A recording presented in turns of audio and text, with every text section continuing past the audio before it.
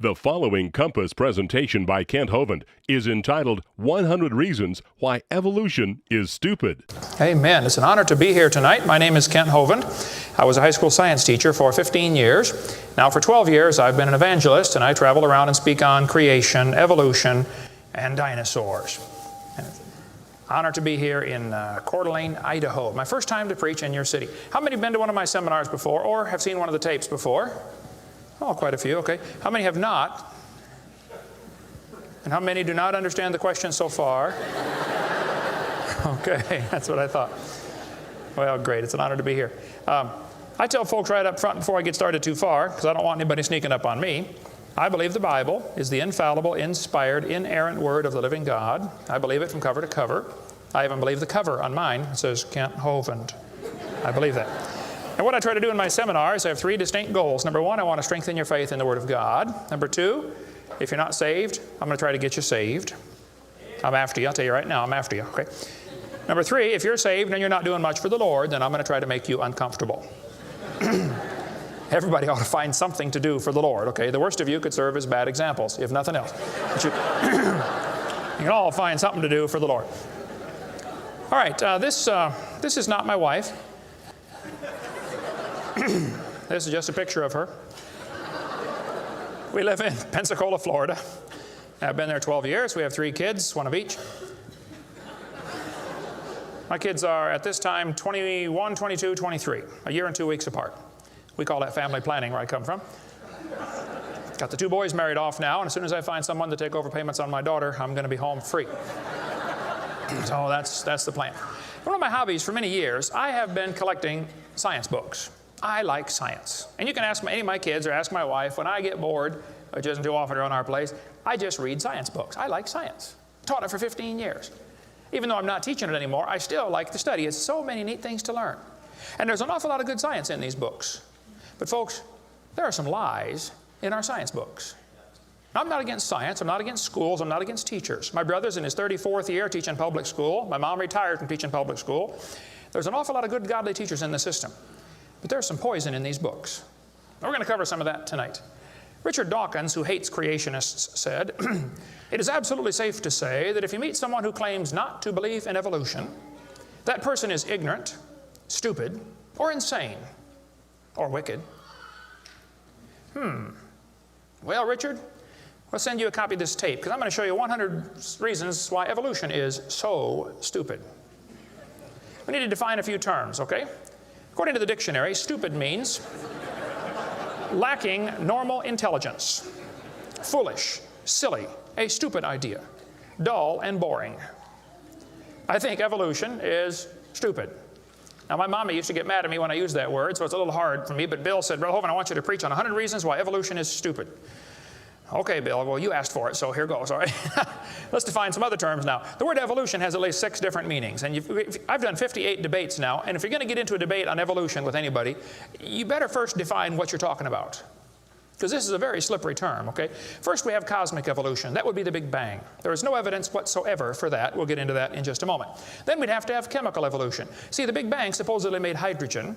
Well, how did we get 92 elements, plus the synthetic ones? I mean, how did the chemicals evolve? They don't talk about that much, but that would have to happen. Thirdly, we'd have to have stellar and planetary evolution. Did you know the stars would have to evolve? There's an awful lot of stars out there, folks, but nobody's ever seen one form. There's enough stars out there that everybody on Earth can personally own 2 trillion of them. We've never seen one star forming. We see them blow up from time to time. It's called a nova or a supernova. We've never seen one form. One professor told me one time, he said, "Well, we calculated in the laboratory that if 20 stars explode near each other, it'll produce enough energy to make a brand new star." I said, "Well, that's brilliant. You got to lose 20 to gain 1. You ought to run for Congress. You could help those guys borrow their way out of debt." Man, first place, that's all theoretical. We've never seen it happen, okay? And I think it is scientifically impossible. See, then we'd have to have organic evolution. That would be the origin of life. How did life get started from non-living material? Now, according to the evolution theory, that would have to happen somewhere along the line, long ago and far away. Life had to come from non-living material. And yet, we've never seen that happen. There is no evidence that it can happen. We'll talk about that in a minute. Fifthly, we would have macroevolution. That is where an animal changes into a different kind of animal. Nobody's ever seen a dog produce a non-dog. But the evolutionist believes a dog came from a rock, if you go back far enough in time, 4.6 billion years. Finally, we have microevolution. Now, I don't like this word, okay, because it gets people confused. I think we ought to just call it a variation. But microevolution happens, folks. That is a fact of science. Animals produce a variety of offspring, but it's always the same kind. The first 5 definitions of evolution are stupid. It doesn't happen. It's certainly not part of science. It's something you have to believe in. They teach the kids it all started with a big bang 20 billion years ago. A big bang. I like to ask them some simple questions. What exploded? And where did it come from? And where did the energy come from? Et cetera, et cetera. According to the Big Bang Theory, it all started with a little tiny dot and exploded and spread out over all the universe much faster than the speed of light. Well, the Big Bang Theory, as we'll see in a minute, is stupid. I don't know of a better way to say it. I'm trying to be nice to them, but it is just stupid. The Big Bang idea started with a Belgian astronomer named George something, can't pronounce his last name. George said that this original matter was no more than a few light years in diameter. At the very least, that would be 2, or about 12 trillion miles. So they started off teaching a spot 12 trillion miles across was what exploded. Well, they revised that down. In 1965, they said, no, it was only 275 million miles across. Well, that's way down from 12 trillion. 1972, they said, no, it's only 71 million miles across. I don't know how they know this stuff, but this is what they taught, okay? 1974, they said it was only 54,000 miles across. 1983, they said it was the trillionth the diameter of a proton. Now they're saying it's nothing at all. Nothing exploded. And here we are. This is what the textbooks teach. 18 to 20 billion years ago, all the matter in the universe was concentrated into one very dense, very hot region that may have been much smaller than a period on this page. That's stupid. This one says, all of the matter and energy someday will once again be packed into a small area, no bigger than the period at the end of this sentence. Then another big bang will occur. It happens every 80 to 100 billion years. So you can forget about global warming. We're going to get squished. Now, this textbook author was brilliant. I could not believe how smart this guy was. He said, boys and girls, nothing really means nothing. You have to be at least that smart to write a book. He said, not only matter and energy would disappear, but also space and time. However, physicists theorize that from this state of nothingness, the universe began in a gigantic explosion. What? Yes, boys and girls, you see, nothing exploded, and here we are. Now, who can argue with logic like that? Man, they even put this in major science journals like Scientific American. This fellow said, the observable universe, that would be us, could have evolved, there's that word again, you got to watch that one, okay, 6 meanings, from an infinitesimal region. In the Greek, that means a dot. It's then tempting to go one step further and speculate that the entire universe evolved from literally nothing. They call that science and put it in a science book.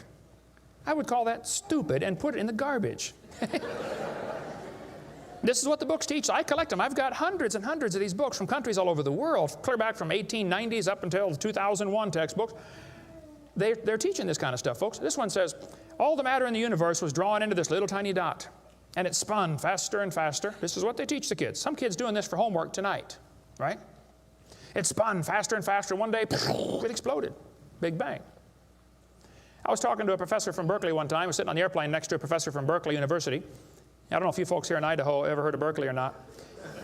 But Berkeley is not a Bible college. So we got talking about the Big Bang, and he said he believed in the Big Bang Theory. I said, yes, sir, I figured that. You have to teach it at Berkeley. I said, tell me, sir, how did the universe get here? He said, well, 20 billion years ago, all the matter was squished in this little tiny dot, and it was spinning real fast, and it exploded. Big bang. And pieces flew off and became the galaxies and the sun, the moon, the stars, and finally, people. Here we are. I said, sir, could I ask you a couple questions, please? One of my favorite things to do in life is asking questions to people who believe in evolution. I absolutely have a wonderful, that's how this whole ministry started. 12 years ago, I moved to Pensacola, Florida. Some article came out in the newspaper that said dinosaur bones found in Montana from 80 million years ago. I wrote my first letter to the editor in my life about 12 years ago. I wrote a letter to the editor. I said, yes, they found dinosaur bones, and yes, it was 40 feet long, and yes, it was found in Montana, but it was not from 80 million years ago. This one probably drowned in the flood in the days of Noah, 4,400 years ago. And you would have thought I shot the sacred cow. Actually, I did. Boy, there began to be quite a battle in the newspaper, letters to the editor flying back and forth, and finally a university called me and asked me to do a debate with one of their professors. Well, I'd never had a debate in my life except with my wife, and I lost those every time. So I was not excited about debating, but I said, well, how do you do it? What do you want? And the guy said, well, you send us 30 questions, and the other guy will send in 30 questions, and we'll discuss those questions for the debate. I said, okay. So I sent him 30 questions. I thought they were perfectly legitimate, fair questions. I said, a woodpecker's tongue goes all the way around the back of his head and comes on top of his left eyebrow, left nostril here. Would you please show me any fossils that have been found, intermediate species between a normal bird and a woodpecker, with his tongue going all the way around his head? What evidence do you have of how this evolved? That question never came up. I don't know what happened to it. But I said, termites chew on wood and they swallow it, but termites can't digest it. It goes into their stomach, and there's little tiny critters in their intestines that actually digest the cellulose. Now, those little critters can't live without the termite, and those termites can't live without those critters. Which one evolved first? I thought it was a fair question, but it never came up. I don't know what happened. I think they lost my list. But anyway, one of my favorite things to do is asking questions to people who believe in evolution. So I asked this professor if I could ask him some questions about the Big Bang. He said, sure, what would you like to know? I said, well, sir, you told me 20 billion years ago all the matter in the universe was squished in this little tiny dot, and it was spinning faster and faster and exploded. I said, where did all this matter come from?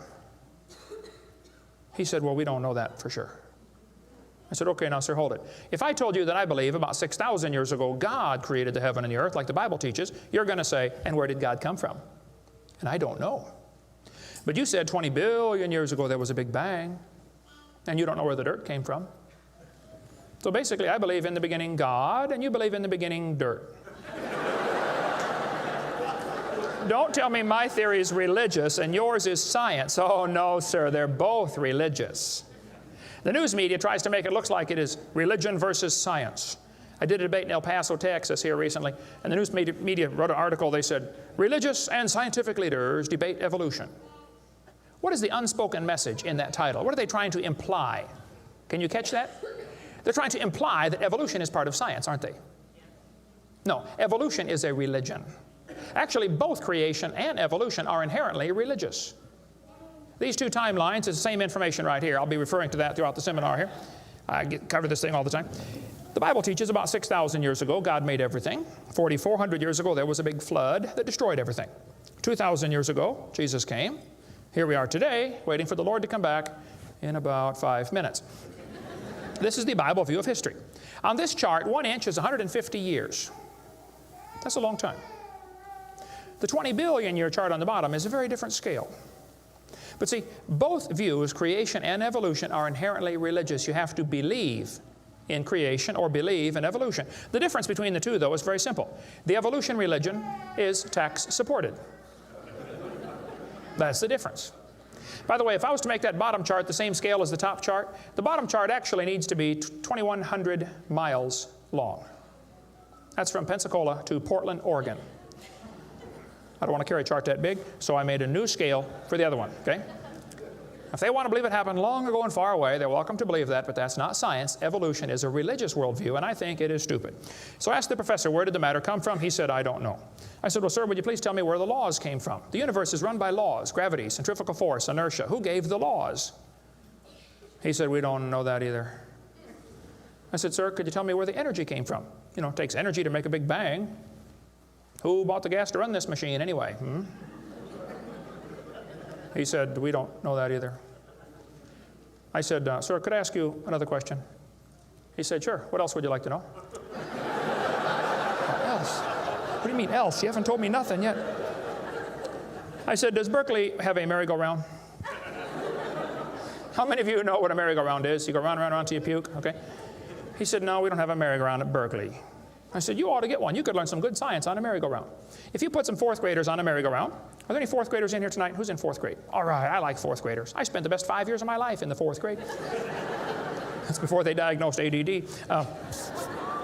Put some fourth graders on the merry-go-round. I like using fourth graders because they're tough and they're expendable. And we're going to get the high school football team out there to get that thing spinning clockwise as fast as it will possibly go. Now, if you have a digital watch, you may not know what clockwise means. I'll explain it later. We're going to spin the merry-go-round clockwise. The kids are going to go through 4 phases. They start off in phase 1. They're screaming at the football players. Come on, let's go, faster, faster. Can't you go any faster? You get up around 30 miles an hour. The kids enter phase 2, where they stop screaming. They just quietly concentrate on trying to hang on for dear life. You get up around 60 miles an hour. The kids enter phase 3, where they start screaming again. But now they're screaming, stop, stop, please, slow down. Don't stop, though. Keep going faster and faster. When you get to about 100 miles an hour, you should enter phase 4. That's where the kids begin to fly off the merry-go-round. Now, when this happens, you will notice a very interesting phenomena of physics. If the merry-go-round is going clockwise, when the kid flies off, the kid will be spinning clockwise until he encounters resistance, like a tree or telephone pole. That's because of a law in physics known as the conservation of angular momentum. You see, if a spinning object breaks apart in a frictionless environment, the fragments will all spin the same direction. It's very simple. It's because the outside is moving faster than the inside. And so it keeps the same direction of spin. The professor said, yes, I understand about the conservation of angular momentum. I said, well, good. I'd like to ask you a question then, sir. If the whole universe began as a swirling dot, like you said, why do 2 planets spin backwards? He said, that's interesting. I said, no, that's more than interesting. It's kind of hard on your Big Bang Theory. Not only that, 6 of the moons are spinning backwards. Why? He said, I don't know. Why do you think they're going backwards? I was hoping he was going to ask that. I said, well, sir, I believe it's very simple. You see, I believe in the beginning God created the heaven and the earth, and God did it that way on purpose, just to make the Big Bang Theory look stupid.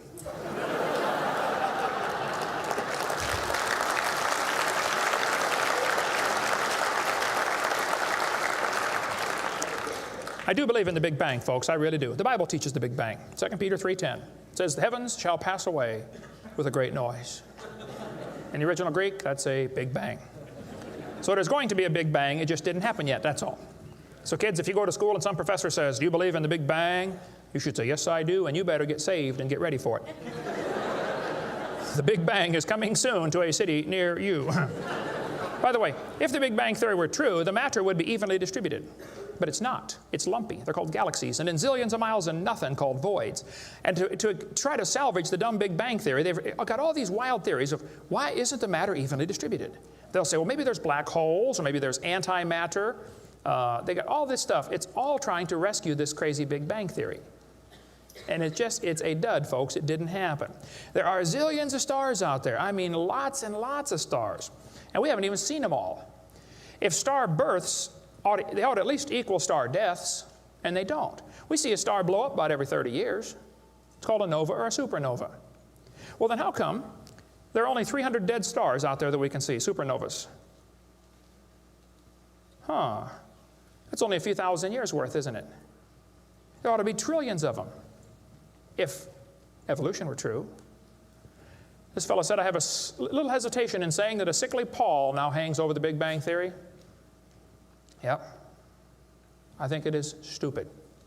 Now, if you want to believe it, that's fine. I don't care what anybody believes. That doesn't bother me. But see, the problem is they want to use my tax dollars to teach that to your kids in our schools. And that's where the problem comes in. Okay? If you want to believe in the Big Bang, just enjoy yourself. But keep your religion at home. Okay? Because it is a religion.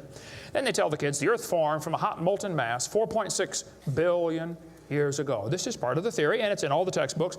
4.6 billion years ago, earth cooled down, formed a rocky crust. I think that is stupid, and I'll show you why. Was the earth ever really a hot molten mass 4.6 billion years ago, and it cooled down? This textbook says, as earth formed, the surface was like the moon. There were hot pools of bubbling lava. I don't think so. My Bible says the Spirit of God moved upon the face of the waters. So the earth was not created a hot molten mass. It was created under water, which means it has to be less than 212 degrees Fahrenheit or 100 degrees centigrade, or it wouldn't be water, it'd be steam. So the earth was never a hot molten mass according to Scripture. Then when you look in the granite rocks, you find little tiny halos made of polonium. Now, these polonium halos are absolutely amazing. Robert Gentry, a friend of mine from Knoxville, Tennessee area, he has been studying radiopolonium halos for a long time. I met him back in the year 2000 and went down to his laboratory, and I got to see some of the halos through the microscope. These little polonium halos are interesting because they have a half-life of less than a few minutes. If the rock was hot, when the polonium, radioactive polonium, decayed and sent out the little particles and made the halo, it would melt away. Like at 4th of July, they shoot fireworks up. Makes a circle. Does the circle stay there? No, it all falls down, right? There are probably none up there now from the last 4th of July, are there? You'd have to freeze the whole atmosphere to keep that sphere in place. This polonium would have to be decaying in a rock that is already solid. So the Earth was never a hot molten mass. Get Robert Gentry's book if you want a lot more on that. But all over, the granites all over the world contain these polonium halos. So it is stupid to say the Earth was a hot molten mass. We have scientific evidence it was not. Here they tell the kids, though, the Earth was hot with large pools of bubbling lava, and that is just stupid. It can't possibly be true. Then they tell them life got started about 3 billion years ago. See, according to the theory, 20 billion years ago there was a big bang. 4.6 billion years ago the Earth cooled down, formed a hard rocky crust, and it rained on the rocks for millions of years and turned them into soup. And the soup came alive about 3 billion years ago. This is what the books teach. This fellow says, both the origin of life and the origin of major groups of animals remains unknown. How did life get started anyway? Well, this textbook tells the kids, oceans formed as it rained on the rocks for millions of years. Yes, boys and girls, millions of years of torrential rains created great oceans.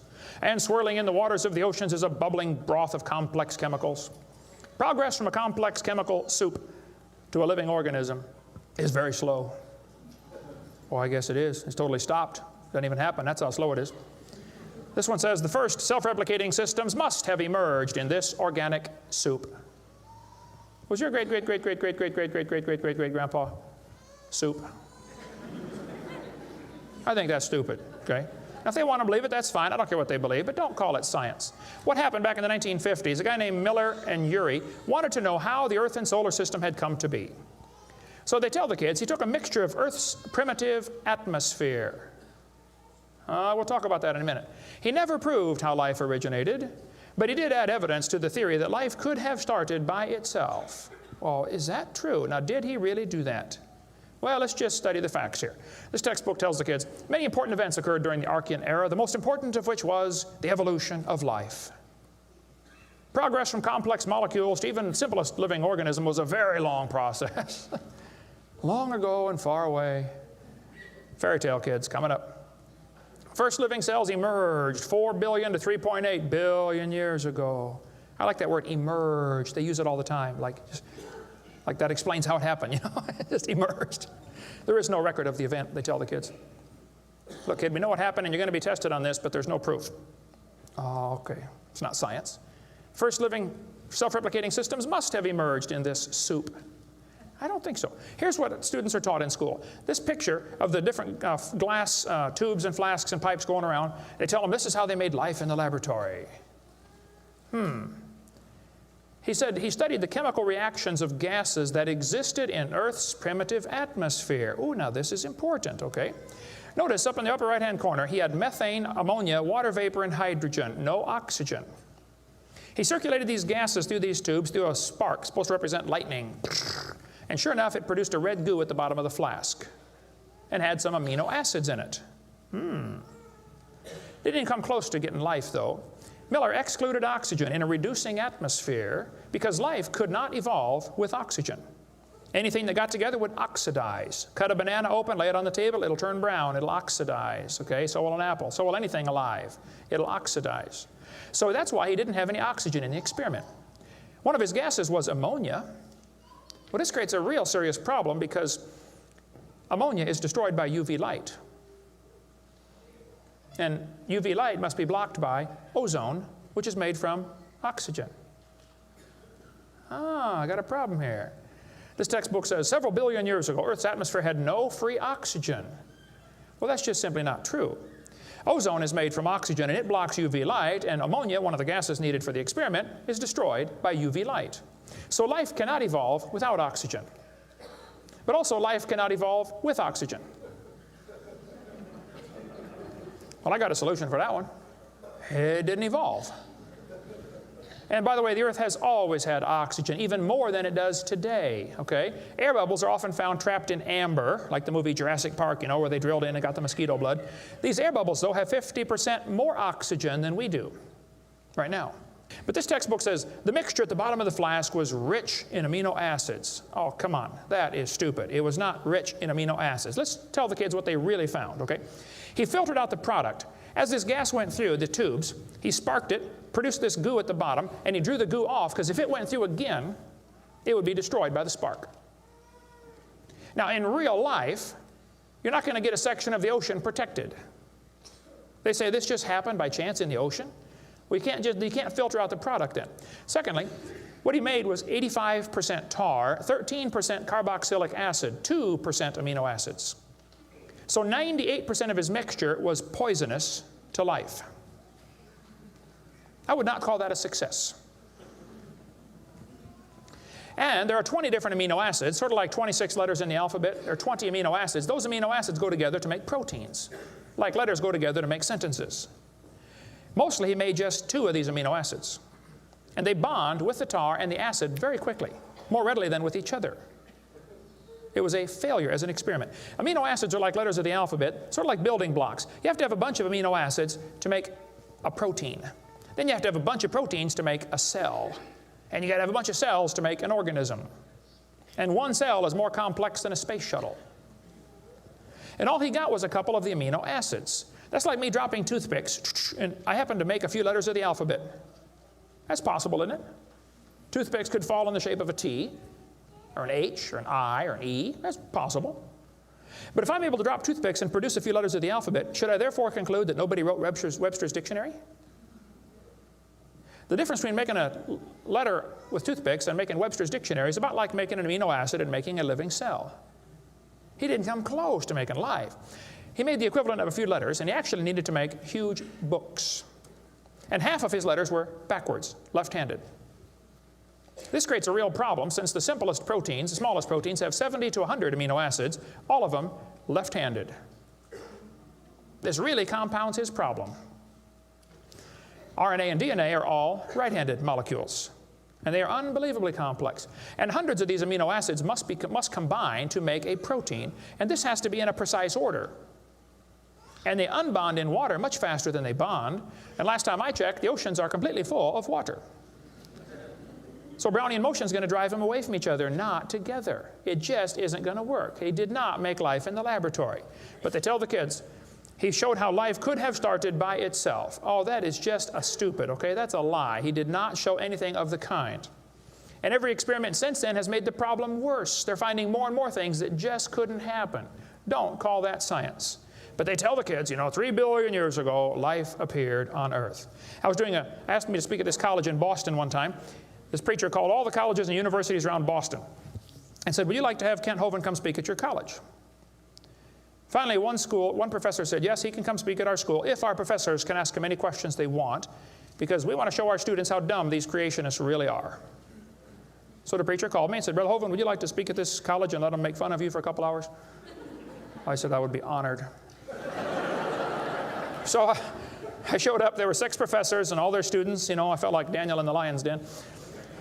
I got my charts out and I said, now folks, I believe the Bible. Nobody cheered. I said, I believe about 6,000 years ago God made everything. The world's not millions of years old.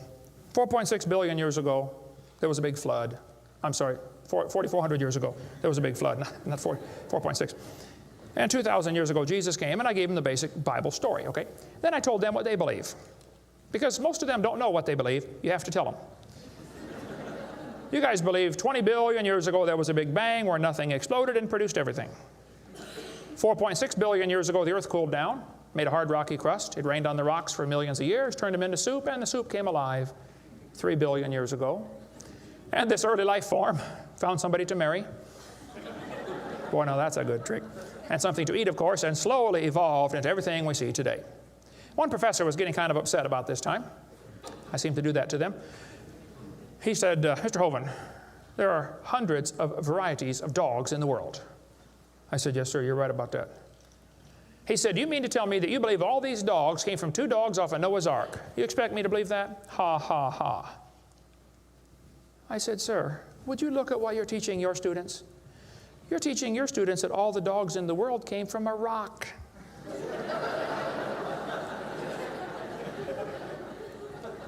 I had one woman, come to me after a debate one time.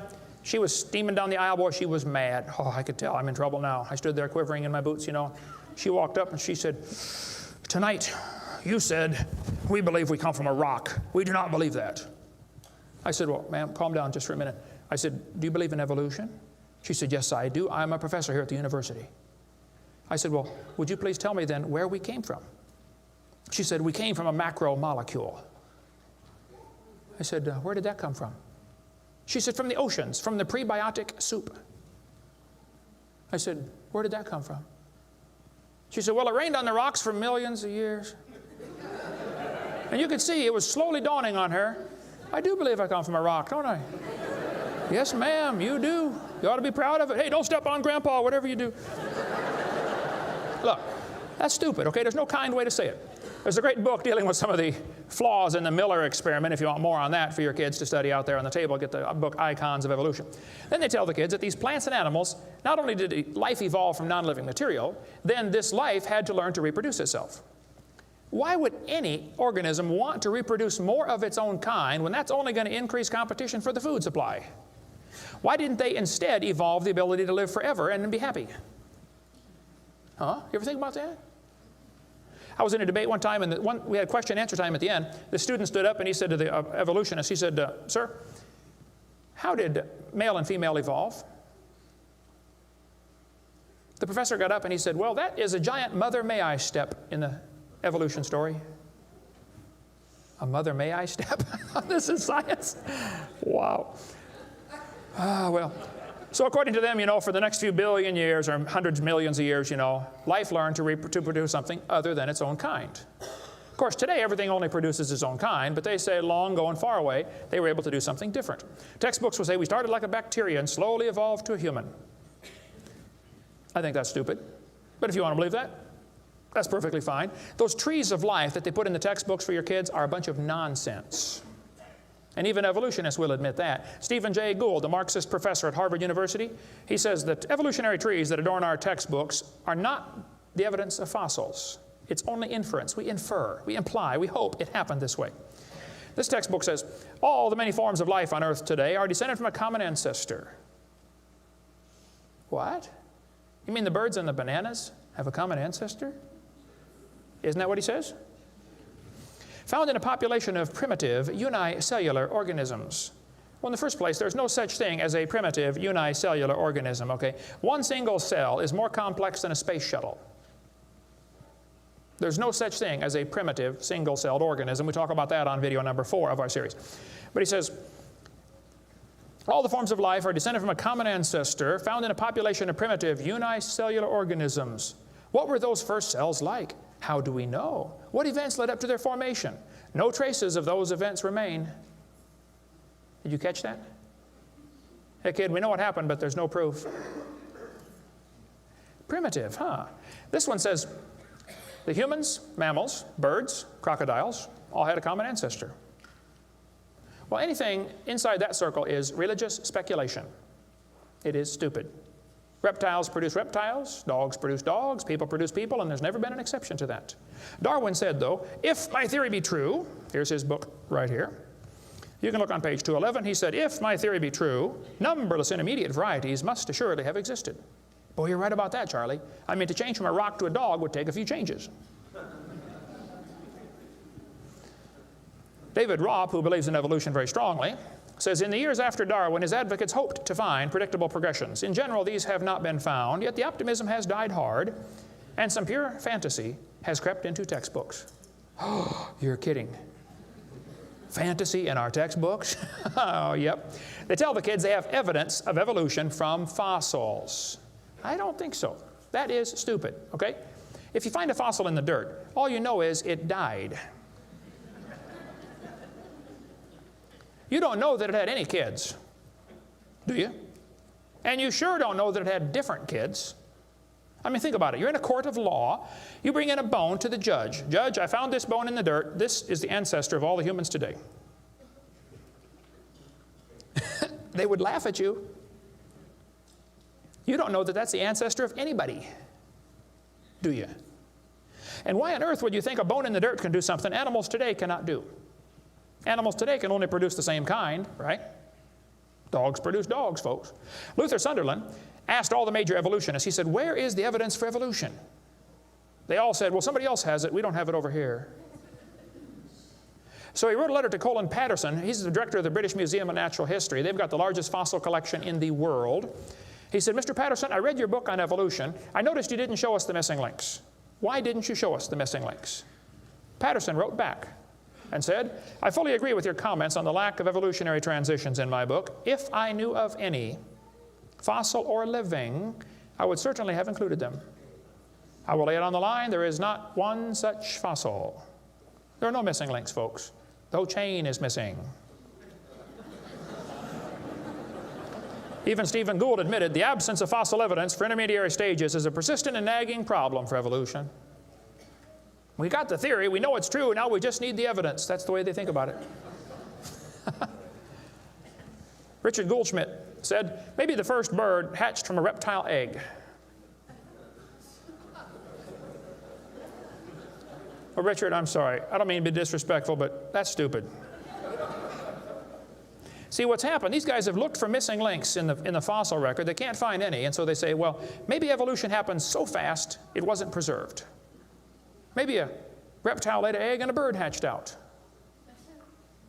Well, who did that bird marry?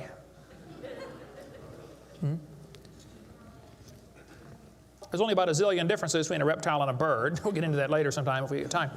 But if they want to believe that, that's perfectly fine. Here's what happened. Charlie Darwin graduated from Bible college to be a preacher in the Anglican Church in 1830. He couldn't get a job, so his dad pulled a few strings and got him a job on board HMS Beagle. He's going to sail around the world and collect bugs. And while he's sailing around, he stopped off at these islands right there called the Galapagos Islands. There on those islands, Charlie noticed there were 14 different varieties of finches. Charlie studied the birds very carefully and said, you know what? I think all these birds had a common ancestor. I bet you're right, Charlie. It was a bird. And then Charlie said in his book on page 170, he said, it is a truly wonderful fact that all animals and all plants throughout all time and space should be related to each other. Now, hold on a minute. You see 14 kinds of birds, and you conclude that birds and bananas are related. That's stupid. You should conclude that those 14 kinds of birds had a common ancestor, but that's as far as it ever goes, folks, okay? I don't know of a kind way to say it, Charlie, but that's stupid. Okay, we don't ever see a bird produce a non-bird. See, dogs produce dogs, and you might get quite a variety of dogs. Roses produce roses. That is called microevolution. Now, that is a fact, folks. It happens. It is observable. It is scientific. I don't think we ought to use that word, microevolution. We should just call it a variation. But they use it, so, just so I qualify that, it's a lousy term. It gives what's called a free rider effect to the rest of the 5 religious ideas of evolution. You might get a big dog or a little dog, but you're always going to get a dog when you crossbreed your dogs. And I would go so far as to say probably the dog, the wolf, and the coyote had a common ancestor. This Irish textbook shows different dogs, and it calls it divergent evolution. Oh, come on, giving it a fancy name doesn't change a thing. It is still a dog. And a 3-year-old can tell you. Anybody in here 5 years old? Who's 5 years old? 5 years old. What's your name? Misty. Here we have a dog, a wolf, a coyote, and a banana. Which one is not like the others? Dog, wolf, coyote, and banana. Banana. All right, let's give Misty a hand. Very good.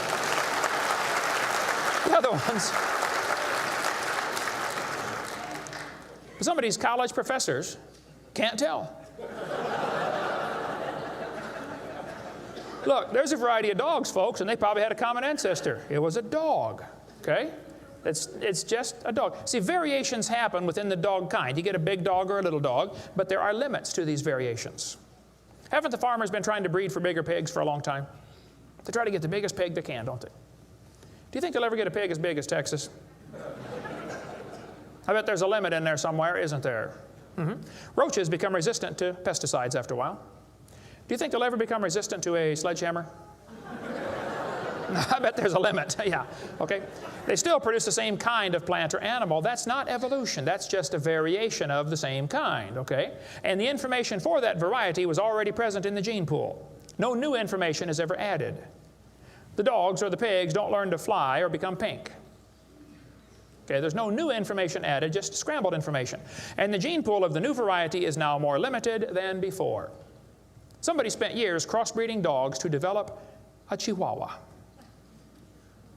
All that work to make a dog that is 100% useless.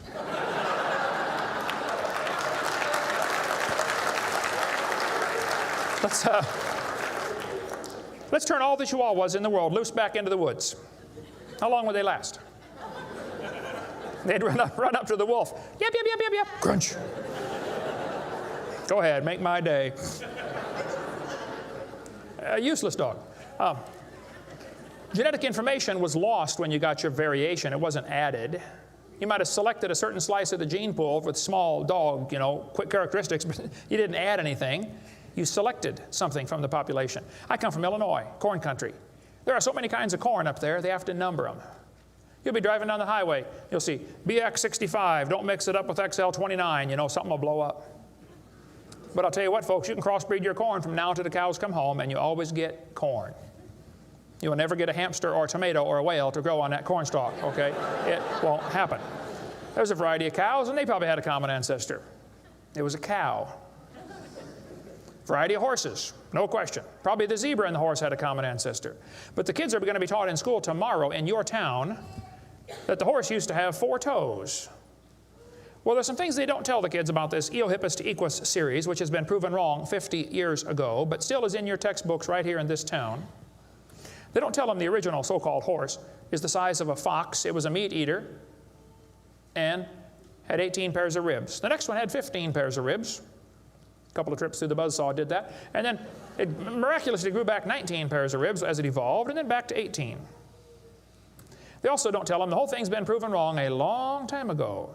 Like this guy says in the biology textbook, other examples like the gradual evolution of the horse have not held up under close examination. That's a polite way of saying it's proven wrong, okay? This G.G. Simpson back in 1950 said the example of the horse family has been unintentionally falsified. They knew 50 years ago this was false.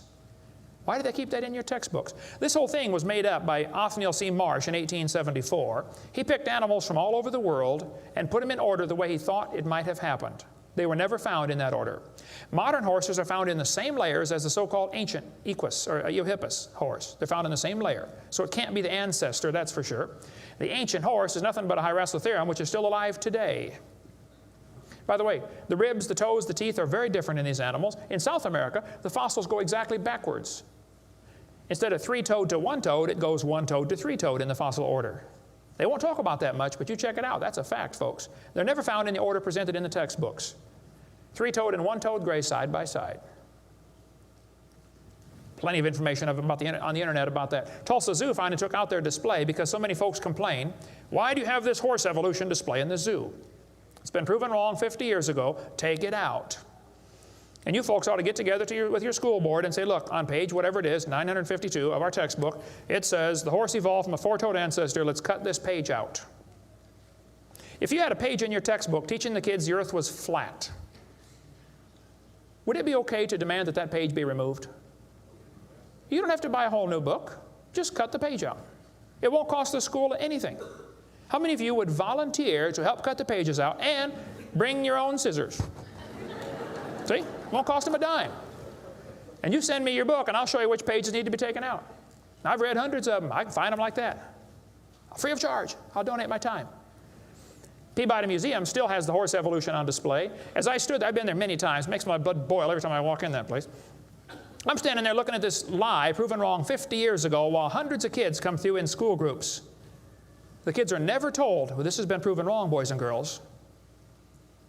They asked the folks at the Tulsa Zoo before they took the display down, they said, why don't you take this display down? The zoo director said, we don't have the funding to remove it. I've got all the letters back and forth on that. Man, Folks, there's quite a variety of horses today, okay? There's big horses and little horses. I was in Baton Rouge, Louisiana a few months ago. Got to see where they raised the 30-inch tall horses. I mean, my dog's bigger than that. What do you do with a 30-inch horse? Look at it, I guess is about it. And they sell them for $10,000. Sucker born every minute, I guess. But one lady wrote me a letter and said, Mr. Hovind, we crossbreed zebras, ponies, horses, and mules. Not mules, the jackass, and we raise zonkies, zorses, zeonies. They cross every which way. Well, that's probably because they're the original same kind. No problem there. You want to see all the fatal flaws in the horse evolution. So then they're going to tell the kids, well, we have evidence for this theory. We think that one animal changed to another, and we can show evidence because many animals have similar forelimb structure. This is called the argument from homology. Well, what do they tell the kids? They'll say, boys and girls, you have two bones in your wrist, radius and ulna. And boys and girls, look at the whale's flipper carefully. Did you know the whale has two bones in his flipper, and they're called the radius and the ulna? Same as ours. Wow. Who named them, teacher? The whale? Think about it. But this is one of the evidences for evolution. They're going to say, boys and girls, comparative anatomy provides further evidence of evolution. The commonalities suggest that these and other vertebrate animals are all related. They probably evolved from a common ancestor. Well, duh. That's stupid, okay? Maybe they all had the same designer. Doesn't prove a common ancestor. By the way, the bones develop from different genes in these different organisms. They are not homologous organisms like they want you to believe. Similar design might prove the same engineer made the design. A lot of bridges in the world are kind of similar to each other. You can go compare, different suspension bridges around the world, Golden Gate Bridge and other bridges, and there's a lot of similarities. That doesn't prove one is the father of the other, or that a tornado put them up. No, it's a design that works good, okay? I discovered that the Pontiac lug nuts from a Pontiac will fit on a Chevy. They will. That proves they both evolved from a Honda 14 million years ago. No. The same engineers are designing these cars. Then they tell the kids about the geologic column. How many have ever heard that the different layers of the earth are different ages? They show the kids Grand Canyon. Yes, boys and girls, this one says, over millions of years, the Colorado River has carved the Grand Canyon from solid rock. I'm sorry, but that is stupid, okay? I'll explain why. Kids, you need to learn this. This is a very simple thing to learn, and you'll go through life much further than many of these professors go. Make yourself 3 columns. Facts are in the middle. It's a fact Grand Canyon exists. The evolutionist has an interpretation of that fact, and the creationist has an interpretation of the fact. That's not part of the fact, it's an interpretation of the fact. The evolutionist says the canyon formed slowly by a little bit of water and lots of time. The creationist says, oh no, we think it formed quickly by lots of water and a little bit of time.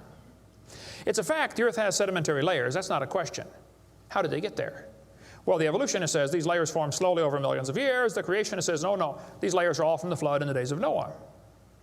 Now, it seems like the professors are always trying to erase the line between their interpretation and the fact and make their interpretation part of the fact column, and it's not. And I think I can demonstrate Grand Canyon was not formed by the Colorado River. I was in a debate recently, and this professor said, Dr. Hovind, you're so stupid. Obviously, it took millions of years to form the Grand Canyon. I said, well, sir, I've seen Grand Canyon many times. I taught earth science for 15 years. I've studied it intensively. Just flew over it last week, as a matter of fact, twice. Got a perfect view of it going out to California and back, flying from wherever I was, Florida. That's where I live. This textbook says, the Colorado River has cut through layer upon layer of rock over millions of years. Well, if you built a dam across Grand Canyon, it would take a lot of dirt or concrete, but if you could, okay, it'd be a huge dam. A giant lake would back up behind that dam, covering several states. That purple area is all drained right through the Grand Canyon drainage basin. This snow line tells a very interesting story. In between these 2 red lines is snow. This is a picture from a satellite showing about 150 or 200 miles of the canyon area. Real wide shot. The river enters the canyon at the far right. The river is 2,800 feet above sea level. As it goes down through the canyon, the ground is rising up. It's called the Kaibab uplift, okay? The uplift is 7,000 or 8,000 feet above sea level. Interesting. The river flows downhill. All rivers flow downhill. So as the river enters the canyon and flows downhill from there, when it gets to the 1,800-foot elevation mark, the top of the canyon is 7,000 or 8,000 feet above sea level, so it's over a 1-mile drop. Very impressive, hole in the ground. But some points to ponder. I said to the professor, I said, "Sir, did you know the top is higher than the bottom?" He said, "Yeah." I said, "Did you know the river only runs through the bottom?" He said, "Yeah." I said, "Sir, the top is higher than where the river enters the canyon by 4,000 feet. Rivers don't flow uphill. There's no delta. Where's all the mud that washed out? There's no way that river made that canyon. Grand Canyon is a breached dam, a spillway that washed out. There was a lake probably for some length of time after the flood and got too full and all that water went roaring through there. Probably carved that canyon out in a couple of weeks. Not millions of years. Absolutely impossible for that river to have made that canyon. We cover lots more on that on videotape number 6 of our series. But they tell the kids, the Colorado River made this canyon slowly over millions of years. I'm sorry, that is stupid. That can't possibly be true. They need to learn the facts. Charlie Lyell, back in 1830, he was a lawyer from Scotland. Somebody calculated one time that if all the lawyers in the world were laid end to end around the equator, we would all be better off. Charlie Lyell hated the Bible. In 1830, he wrote this book right here. Oh, I got it down on the table. I picked up the wrong one. Principles of Geology. Here it is on this table. Charlie Lyell wrote this book, 1830. In this book, he mocked at scriptures. He hated the Bible. You can see it mocking all through they're here. In here, he and other fellows back in that time, Cuvier, Stratus Smith, and some of these guys, they invented the geologic column. How many have ever heard of the geologic column before? They say each of the layers is a different age, you know, Cenozoic, Mesozoic, Paleozoic, Archeozoic, all them Zoic boys.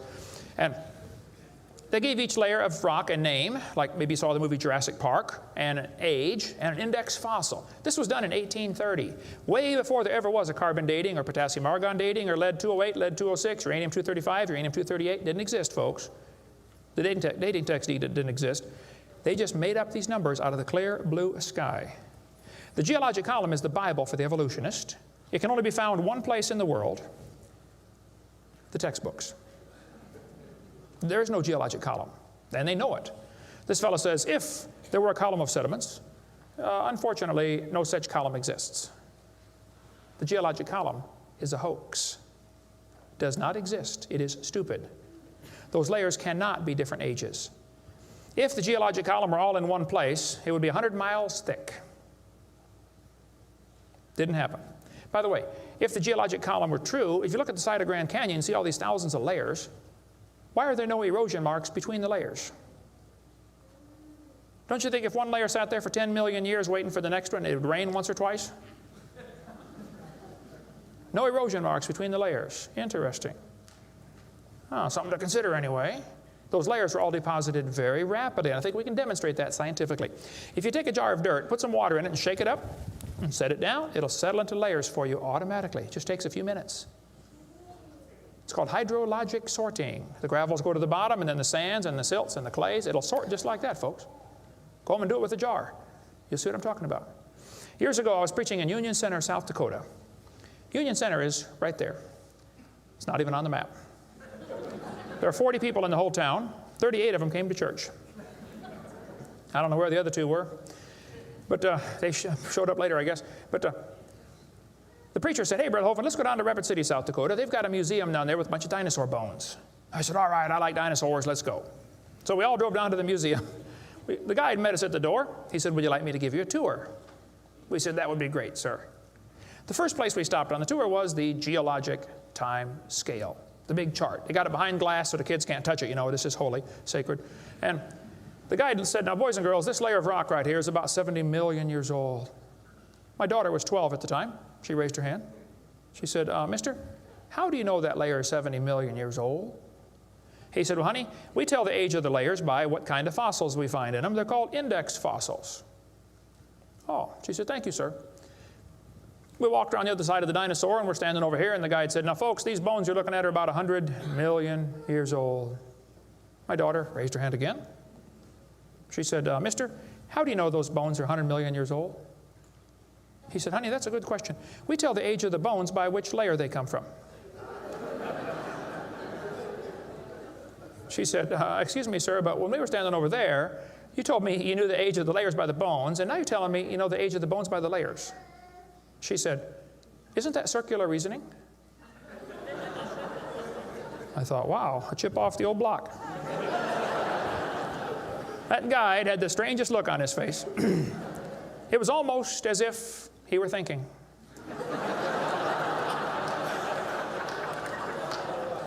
He looked at my daughter. He looked at me. I wasn't about to help him. I thought, wow, this is going to be good. I got to hear this. He looked back at my daughter. He said, you know, you're right. That is circular reasoning. I never thought of that before. Folks, geologic column is a joke. It doesn't exist. I'll just give you a couple of quotes here. This guy says, the rocks do date the fossils, but the fossils date the rocks more accurately.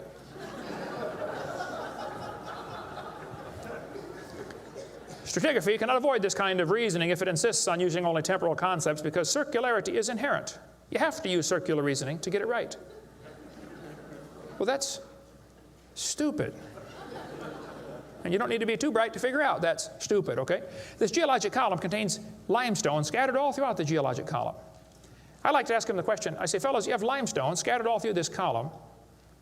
How do you know the age? I mean, it's all limestone. I mean, if I handed you a piece of limestone, how would you know if it's 100 million year old Jurassic limestone or 600 million year old Cambrian limestone? I mean, how would you tell the difference? There's only one way they can tell, by the index fossils. That's how it's done, folks. That is stupid. Because those fossils don't count for anything, as we'll see in a minute. They tell the kids each of these layers is a different age. 100 million, 200 million, 300 million, real impressive, huge numbers. Now, Charlie Darwin did not like round numbers. He wanted to be more precise. He said the Wealdian deposits are 306,662,400 years old. Now, okay, Charlie, I think that's stupid. Those layers are not different ages, folks. All over the world we find petrified trees standing up, running through multiple rock layers. Now, if you get a petrified tree standing up, running through different rock layers, I don't think it's smart to say those layers are vastly different ages. Petrified trees in the vertical position, they find them all over the world. Okay, here's one from Alabama. Come out of a seam of coal, through 20 feet of rock, into another seam of coal. They found about 3 dozen of them, I think, in that one little coal mine, one little area, while they're digging the coal out. Petrified trees standing up. Cookeville, Tennessee, they found a bunch of them. This one's 30 feet tall, standing up. Joggins, Nova Scotia is famous for their petrified trees standing up in the vertical position. All over the area there, folks. Those trees did not get slowly covered by the sediments over millions of years.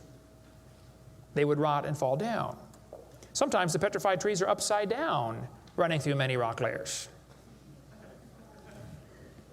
Scientists estimate at the bottom of Spirit Lake in Mount St. Helens there are now 20,000 trees that were blown out by the volcano. Thousands of them are standing up in the bottom of the lake, already buried 15 feet deep in mud. None of them grew there. Those trees are going to petrify. Only takes a few years to petrify a piece of wood. In the laboratory, it can be done in 24 hours. They dug up a guy, they buried this doctor in Tennessee. 14 years later, his wife died. When they went to dig the grave, water soaked into her grave. And they said, oh, we can't bury Grandma there. So they dug a hole on the other side. Water soaked in. So they dug a hole and buried Grandma somewhere else. And then the kids got worried about Grandpa, and so they went and dug up his grave. The arms had rotted off, but the rest of the body had petrified in 14 years, turned to stone from water running through the coffin. I got tons of material on how fast things can petrify. Those layers are not different ages. They all formed in one big flood in the days of Noah. To tell the kids the layers are different ages is stupid. That just simply is not true. So what about carbon dating and potassium argon dating and rubidium strontium dating and lead-208, lead-206, uranium-235, uranium-238? Well, we'll cover that after a quick break here. Show you some ways that this is just stupid, okay? That's not a way to tell the age of anything. We're going to give you some more evidence that evolution is stupid. Now, if you want to believe in it, that's perfectly fine. I don't care what you believe in. But the devil is laughing at you for believing in that. He has you fooled, and he is laughing at you. Okay? If you want to believe you came from a rock, well, you just enjoy yourself. But that's not science. God made this world. God loves you. God has a plan for your life. And if you don't want it, well, that's your business. But God loves you, and He wants you to come to heaven. And if you'd like to find out how to go to heaven, come see me. I'll be glad to show you. I'm going. It's not because I'm good. If I get what I deserve, I'm in serious trouble. But I've been forgiven by the blood of Jesus Christ. You can have the same thing. After the break, we'll show you some more things that make evolution stupid. Coming up next. Thank you.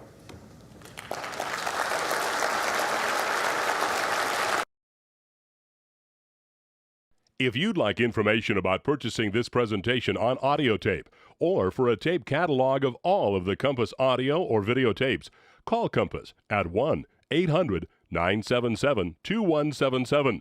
Find us on the web at www.compass.org.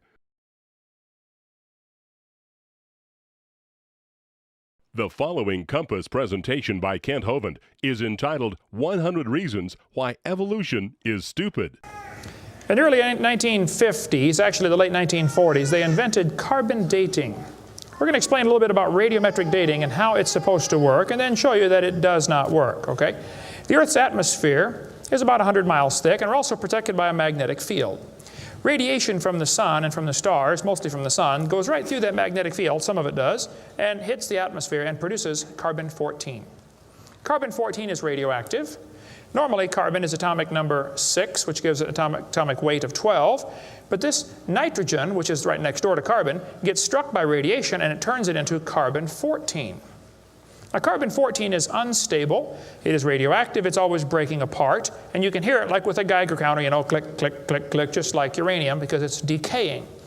They've discovered it decays at a fairly consistent rate. About half of it will decay every 5,730 years.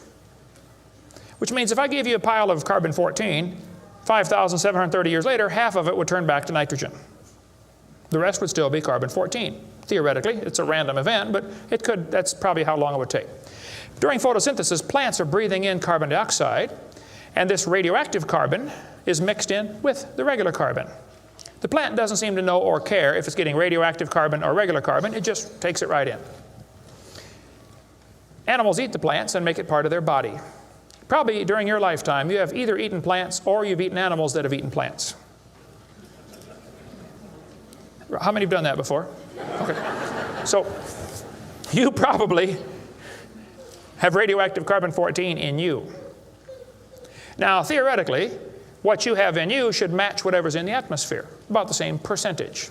Because the plants are always breathing this stuff in, and the animals are always eating the plants, and we're always eating the plants and the animals, so it should pretty much stay in balance. It is assumed the ratio of radioactive carbon-14 to normal C12 in the atmosphere would be the same found in living plants and animals. That is an assumption, but it's a reasonable assumption. The atmosphere today is 0.0000765%. Not much. That's how much carbon-14 it has in it. When the plant or animal dies, it stops eating or breathing. How many knew that already? Okay. So whatever it had in it begins to decay. Since half of it will leave in 5,730 years, all you got to do is check to see how much C14 is in it, how much C14 is in the atmosphere, and if it's only got half as much, it's been dead for 5,730 years. Sounds great, but it doesn't work. In theory, it never goes to zero, but it goes from a half to a fourth to an eighth to a 16th to a 32nd to not much, okay? After 4 or 5 half-lives, you can't measure it. So if anybody ever tells you, we know the Earth is millions of years old because of carbon dating, you can rest assured they don't have a clue what they're talking about. Because if it worked, it would only work for 30 or 40 or 50,000 years maximum. They compare the amount of C14 in the object being dated with the amount currently in the atmosphere and estimate how long the object has been dead. It sounds good, but there are some assumptions that mess everything up, okay? Assumption number 1, has the amount of C14 in the atmosphere always been the same? Has it reached equilibrium? This is an interesting problem. If I told you to fill a barrel with water, but I drilled holes on the other side of the barrel, while you're filling it, it's leaking out. At some point, it's going to be leaking at the same speed you're filling, and that point is called equilibrium. You will never fill the barrel past that point unless you plug the holes or fill faster. See, it's filling and leaking at the same time, sort of like your checkbook. You know, you put it in and it leaks out, okay? Hopefully you want to at least be at equilibrium, okay? If less than that, you're going to be in trouble eventually. See, if your outgo exceeds your income, your upkeep will be your downfall every time. Well, they say if you took a brand new planet Earth and stuck it out in the solar system, the sun would start producing carbon-14. It would start decaying also right away, and it would take about 30,000 years to reach this equilibrium point. Well, Willard Libby and others who invented carbon-14, University of Chicago in 1947 to 53, he got a Nobel Prize for it in there somewhere. He said, well, it would take 30,000 years to reach equilibrium. He said, well, we know the Earth is millions of years old. Mistake number one. So we can ignore the equilibrium problem. Mistake number two. The Earth's atmosphere has still not reached equilibrium. There's more C14 now than there was 10 years ago, which proves the Earth is less than 30,000 years old, which I could have told them just from reading my Bible. See, if an animal is still alive, be it plant or animal, okay, it should have about 16 clicks per minute on your Geiger counter per gram if it's 0 years old. Actually, 0 years dead. If it's getting only 8 clicks per minute, then it's 5,730 years old. If it's giving you 4 clicks per minute, it's gone through 2 half-lives. It's 11,000 years old. If it's 2 clicks per minute, it's 17,000 years old. This is how they date it. So if you're getting 2.5 clicks per minute, you just find the point on your graph and draw the line over and determine the age. Sounds real simple, but it doesn't work. If we had walked into a room and found a candle burning on the table, and I asked you the question, when was it lit? You say, I don't know, Mr. Hovind, it's burning when I got here. Okay, well then let's do some empirical science. Empirical science is things we can test and measure and observe and test. Not theoretical, I mean empirical. We can measure it and weigh it. Let's measure the height of the candle. Suppose the candle is 7 inches tall. Who can tell me when it was lit?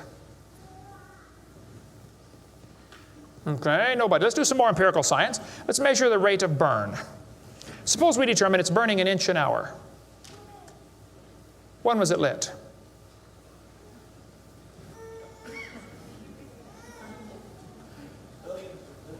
Billions of years ago.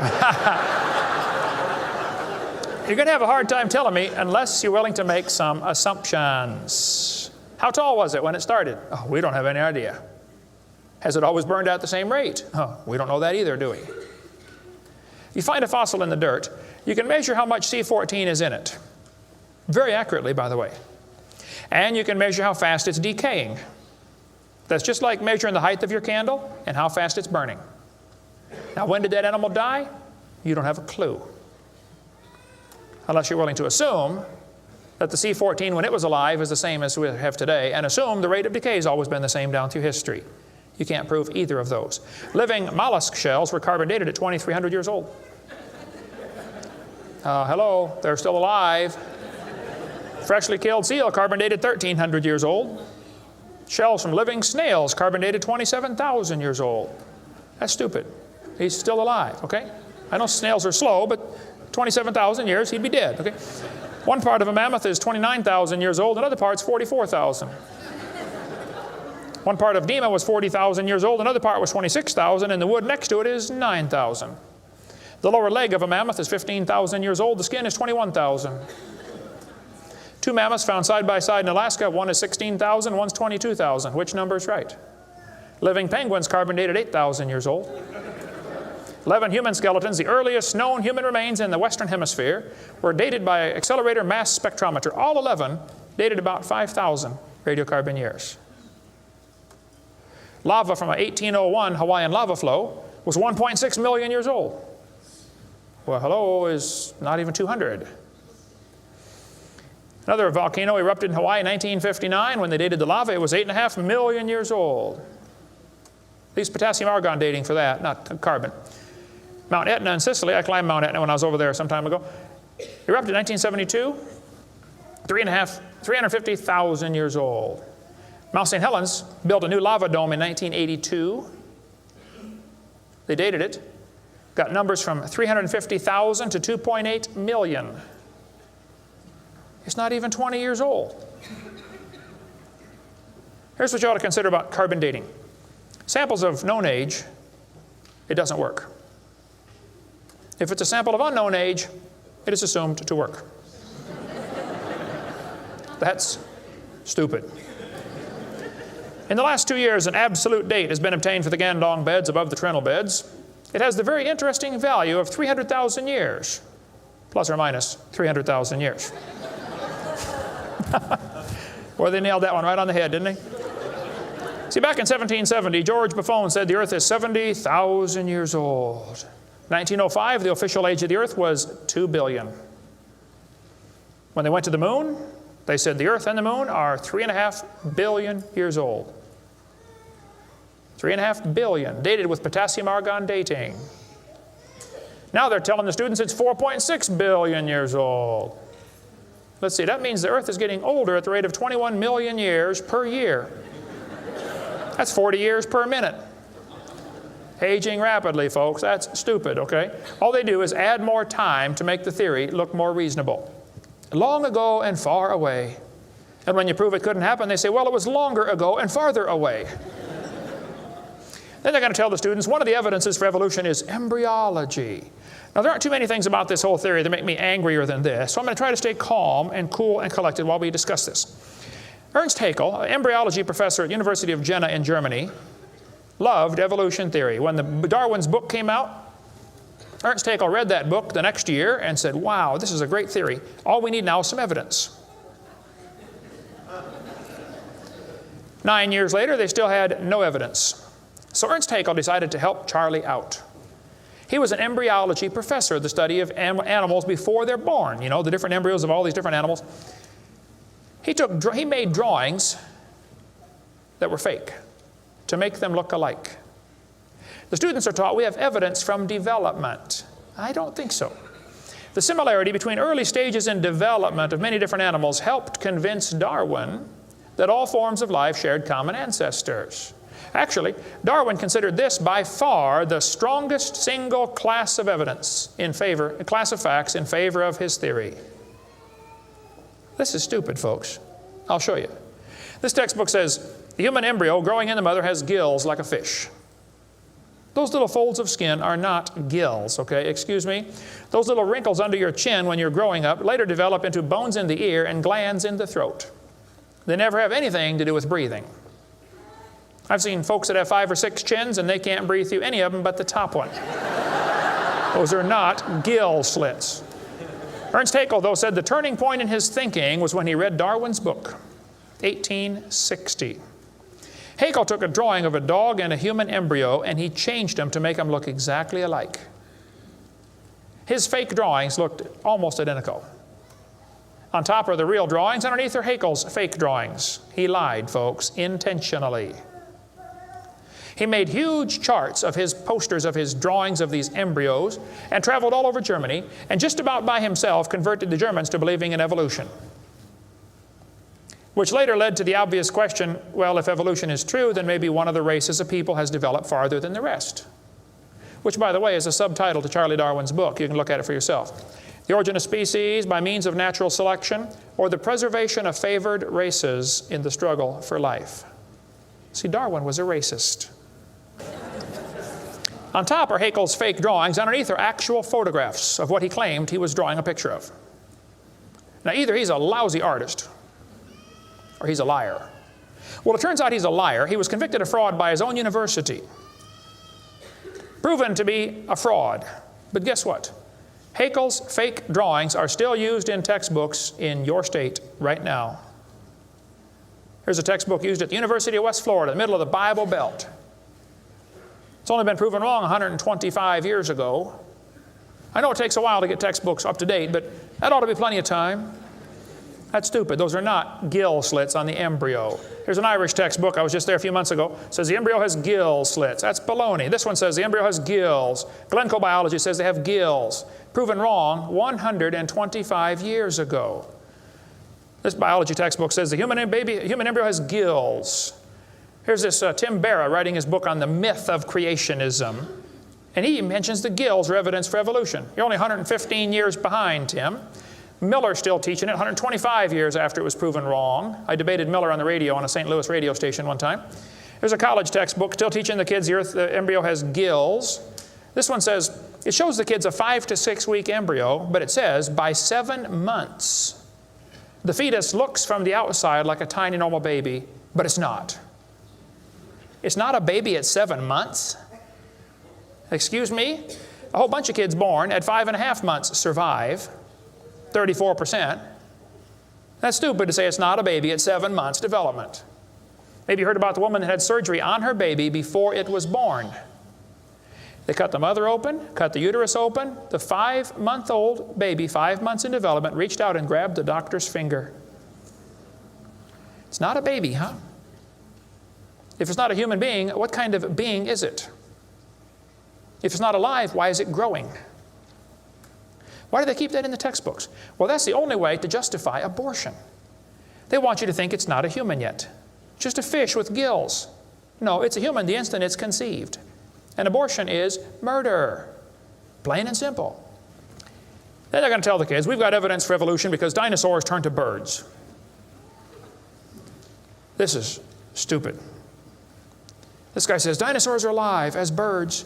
Well, kids, in case you don't know, there are a few differences between a dinosaur and a bird. You don't just put a few feathers on them and say, come on, man, give it a try. It won't hurt too bad. That's stupid, okay? Dinosaurs did not turn to birds, okay? Somewhere along the line, while his front legs are developing into wings, they're going to be half leg, half wing, which means he can't run and he can't fly yet. He's going to have a hard time, isn't he? No, dinosaurs did not turn into birds. That is stupid, okay? They say, we've got proof that they did. Archaeopteryx, which means ancient wing. That's supposed to be evidence for evolution. It's in just about every textbook I've seen dealing with this topic. Archaeopteryx is supposed to be evidence. Here's a 1999 textbook. Now, Archaeopteryx was proven to be a fraud in 1986. So this author is 13 years behind the time. Archaeopteryx means ancient wing. They're going to say, see, boys and girls, he's got claws on his wings. Yeah, so? 12 birds today have claws on their wings. The ostrich does, the Watson does, Turako does, ibis does. So what? It's kind of unusual, but 12 birds have it. They're going to say, well, he's got teeth in his beak. That proves he's got a reptilian feature. Well, now, wait a minute. Some reptiles have teeth, some don't. Some mammals have teeth, some don't. Some fish have teeth, some don't. Some of you have teeth, some don't. Okay? That doesn't prove a thing, all right? Alan Fiducia is considered one of the world's experts on birds. He believes in evolution. University of Chapel Hill, North Carolina, Chapel Hill. He said, paleontologists have tried to turn Archaeopteryx into an earthbound feathered dinosaur, but it's not. It's a bird, a perching bird, and no amount of paleo-babble is going to change that. It's a bird. By the way, even by their twisted thinking, birds are found in layers lower than Archaeopteryx. If you find fully formed birds in rock that you think is 130 million years old, then Archaeopteryx at 65 million years old cannot be a missing link, can it? Because birds were already here. Even with their dumb geologic column, it doesn't work. We cover lots more on that on video 4. They say bird feathers evolved from scales. Well, that's stupid. In the first place, they come from different genes on the chromosome, okay? Developed totally different. A scale is a hard wrinkle in the skin. They attach to the skin very differently. Feathers are incredibly complex, folks. Unbelievably complicated. They're both made from the same protein, keratin, and that's where the similarity stops. So what? Battleships and forks are both made of iron. Doesn't prove they both evolved from a tin can. Proves the engineer's using the same material for different functions. And God used keratin for fingernails and hair and scales and feathers. So, same designer, that's what it proves. A lot more on the bird evolution in the book Icons if you want to get that. Then they tell the kids about the peppered moth. Yes, boys and girls, somebody in England went around and counted the moths on the trees. Must have been a government project. They discovered it's 95% light moths and 5% black. Well, so the story goes, they burned coal in the factories, the trees turned black, and the moths changed to black moths. Because when they counted them again, they said they found 95% black and 5% light. Actually, the whole story is a lie. It never happened. After 40 years of watching, they found 2 moths on the trees. 2 total out of 40 years. So they glued dead moths to the tree to take a picture for your kid's textbook. Then he wanted to get a picture of a bird eating a moth, so he put some moths in the refrigerator to calm them down, so they got nearly frozen. Then he put them on the tree, and they couldn't even hang onto the tree. So he warmed them up on the hood of his car. Put them out there on the tree, and the moth is staggering around trying to warm up, and a bird ate one. He got a picture. Wow, proof of evolution. It's a lie. Didn't happen. Even if it were true, dark moths and light moths were there at the beginning, and dark moths and light moths were there at the end. The ratio of population might have shifted, but the story wasn't true. So, doesn't prove anything. That's stupid. That's not evidence for evolution. They tell the kids, we've got vestigial structures. Now, a vestigial structure is something you don't need anymore. They'll say, boys and girls, you have an appendix that you don't need anymore. That's a vestigial structure. That's proof of evolution. Well, excuse me, you do need your appendix, okay? That is stupid. The appendix is part of your immune system. If your appendix is taken out, you can still live, okay? But it increases your susceptibility to quite a few diseases. You could live without both your legs and both your arms and both your eyes also. That doesn't prove you don't need them. Does it? There are no vestigial organs. And even if there were, that would be the opposite of evolution. That's losing, not gaining. This textbook says, boys and girls, whales, and many organisms here, like a whale, retain traces of their evolutionary history. For example, the whale retains pelvic and leg bones as useless vestiges. I'm sorry, that's not true. This one says, just imagine whales walking around. It's true. These little bones right there is what they're talking about. Just imagine him walking around. I can see it now, can't you? All you need is a good imagination and some LSD, and you'll be able to see that whale walking in real life. This textbook says, the whale's pelvis is evidence of its evolution from four-legged, land-dwelling mammals. Well, that is stupid, okay? Those bones in the whale's abdomen are essential to hold muscles that support the reproductive system. Without those bones and those special muscles, the whales cannot reproduce. This has nothing to do with walking on land. It has to do with getting more baby whales. So the author that wrote this is either ignorant of his whale anatomy and should not be writing a book about it, or he's a liar trying to push a theory off on our kids. Here, this one says, whales once lived on land. Whales were not always sea dwellers. Modern whales show skeletal evidence of previous existence on dry land. Buried deep in a whale's hip muscles are two small bones, all that is left of the whale's pelvis and hind legs. That's stupid. The male and female bones are very different on whales. Check your whale anatomy and tear that page out of your book. Has no business being in there. This textbook says, humans have a tailbone at the end of the spine that is of no apparent use. I was debating a guy in North Alabama. He was the president of the North Alabama Atheist Association or something like that. He got up and he said, folks, we've got evidence for evolution. Humans have a tailbone they no longer need.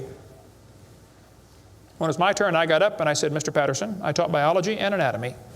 I happen to know there are 9 little muscles that attach to the tailbone, without which you cannot perform some very valuable functions. I will not tell you what they all are, but go read your Gray's Anatomy and you can figure it out. I said, however, Mr. Patterson, if you think the tailbone is vestigial, I, Kent Hovind, will pay right now to have yours removed. Bend over.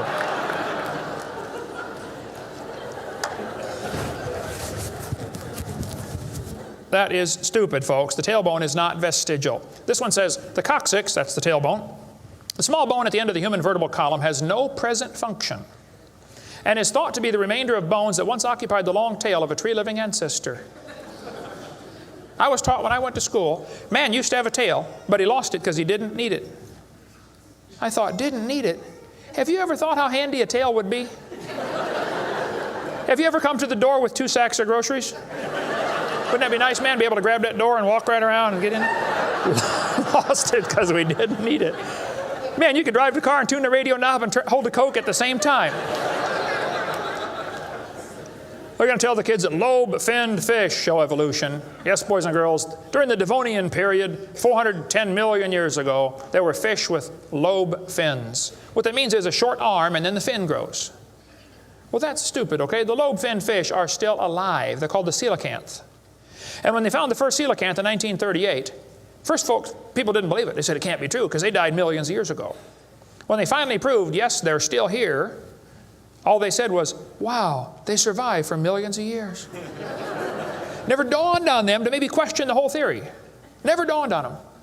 When Dr. Roy Mackal went to Africa and did expeditions on dinosaurs still alive in the African swamp, University of Chicago microbiology professor Dr. Roy Mackal wrote this book.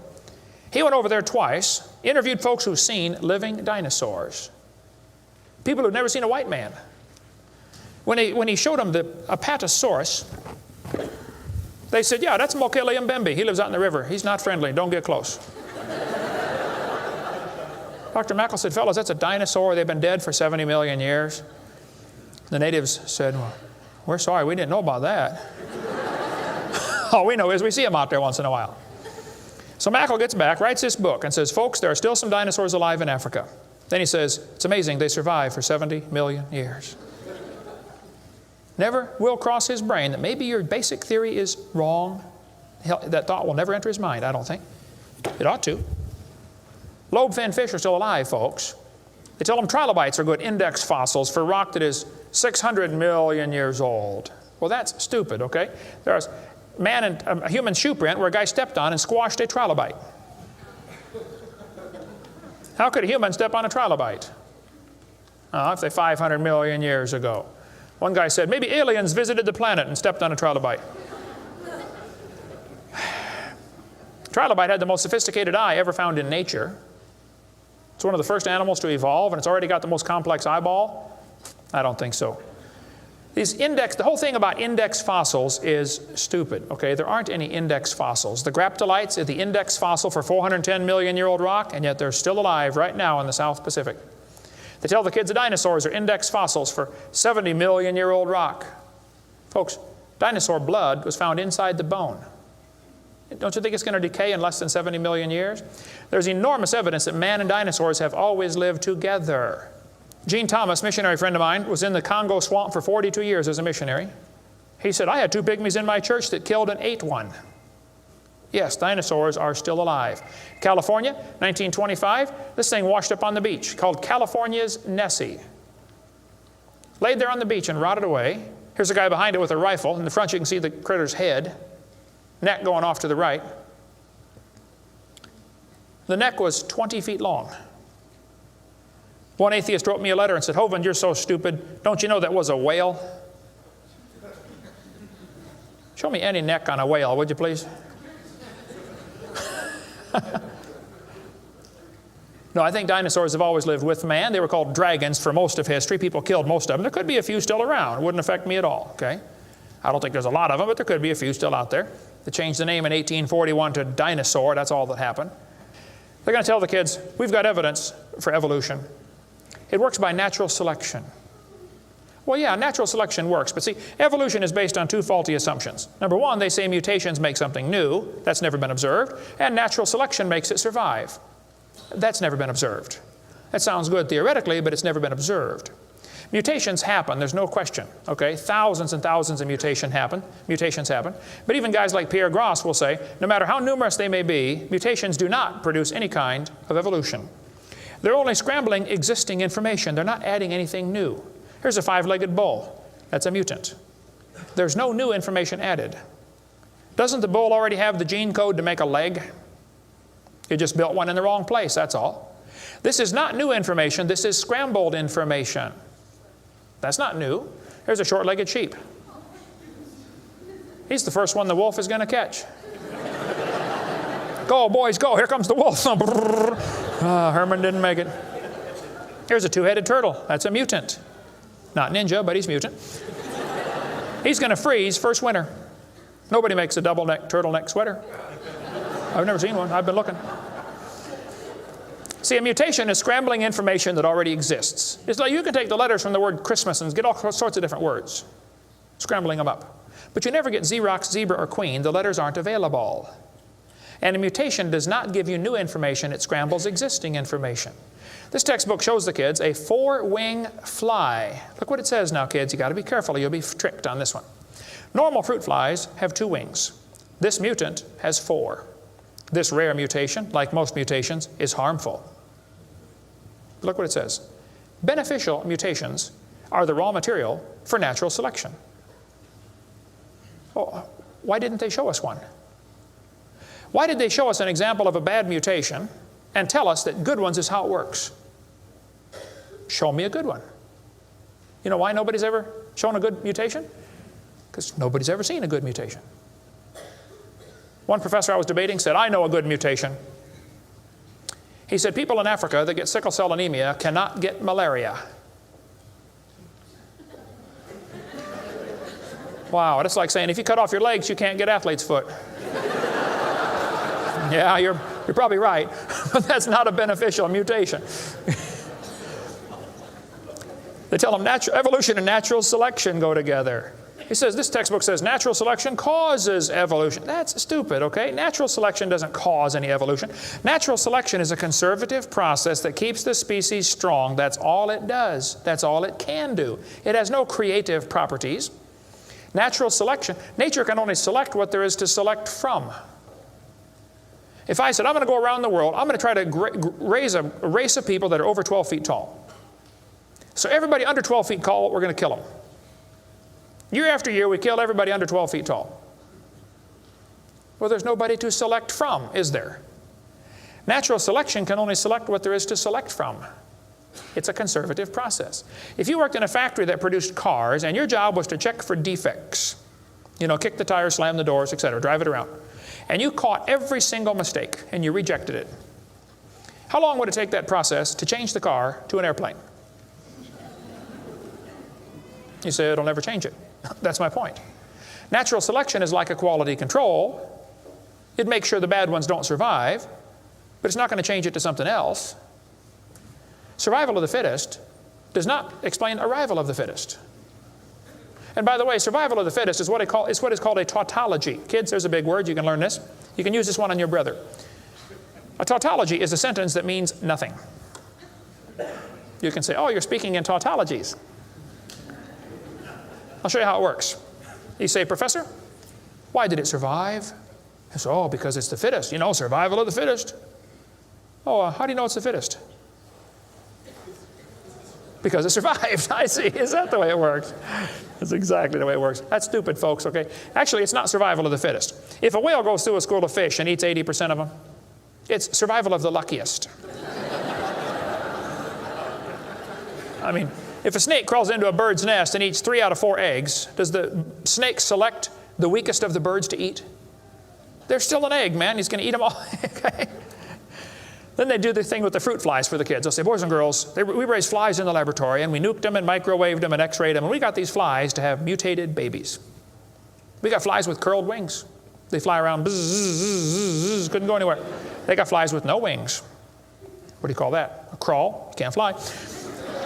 They raised all these mutated flies in the laboratory and said, you know what, folks? Every fly we got was worse off than Grandpa Fly. Yeah, so? So they tell the kids, you see, this proves that flies have evolved as far as they can go. No, this proves you're messing up with perfectly good flies, okay? God made them right and you're messing them up. Now leave them alone, all right?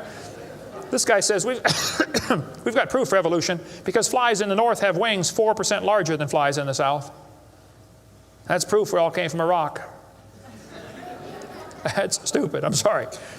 Then they tell the kids, boys and girls, today you're going to learn to think critically. Watch this sentence here carefully. Some kids doing this for homework tonight. Boys and girls, do you think humans are still evolving? Now what kind of question is that? That's one of those questions like, have you stopped beating your wife yet? Well, if I say yes, I'm admitting I did. If I say no, I'm still doing it. Wow. Right? Go back and look at the original question. Do you think humans are still evolving? Doesn't that question assume that evolution has happened? What if a kid doesn't believe in evolution? How's he supposed to do his homework tonight? That question does not teach him how to think critically. That teaches him what to think, not how to think. That's a Soviet-style indoctrination type question, and the textbooks are full of them. They're not learning how to think. And when the kid gets done with this course, he's going to think he knows how to think. But he doesn't. He knows how to be told what to think. Brainwashing at taxpayer expense. Quite a few lies in the textbooks covered in this one. We got a lot more in video number 4. Adolf Hitler said, you let me control the textbooks, I'll control the state. What is in these books anyway? There's a lot of good science in there, but there's some poison.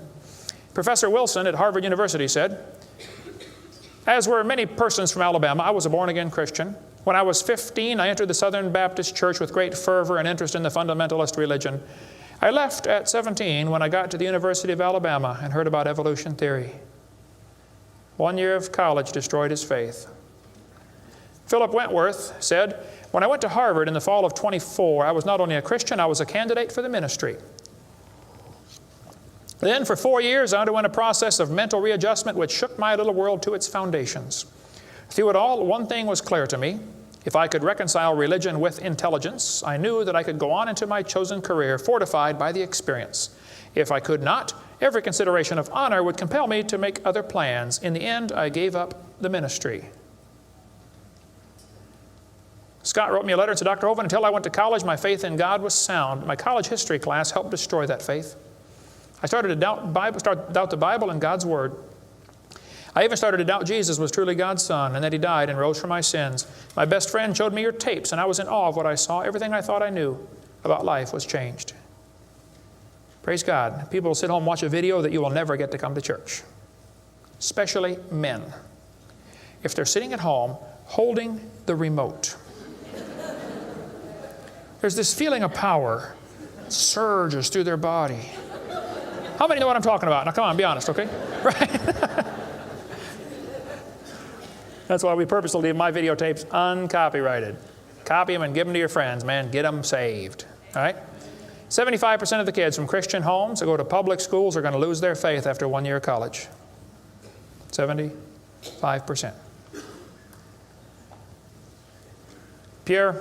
Professor Bonar said, evolution is a fairy tale for grown-ups. The theory has helped nothing in the progress of science.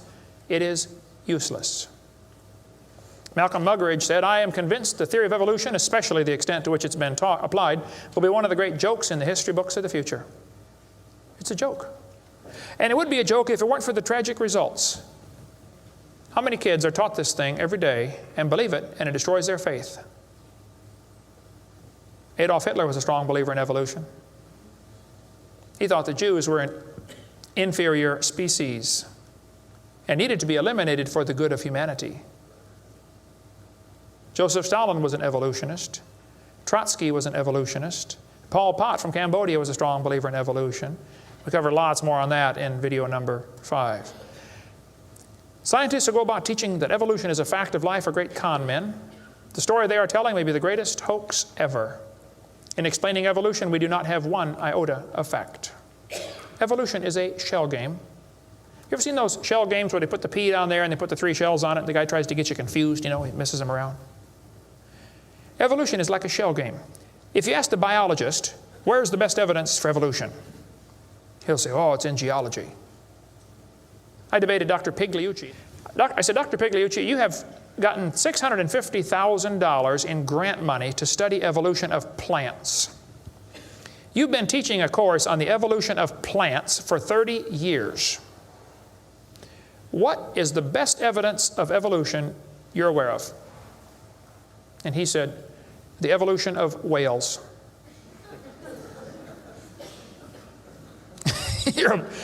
You're a botanist telling me the evolution of whales is your best evidence? It's always this way, folks. The geologist thinks the anthropologist has the evidence. The anthropologist says, oh no, we don't have it. The biologist has it. It's a shell game. The only problem is there's no P under any of them. Nobody has the evidence. It's a joke. Sir Arthur Keith was selected to write the foreword to Darwin's book when it was republished in 1959 because he was a strong believer in evolution.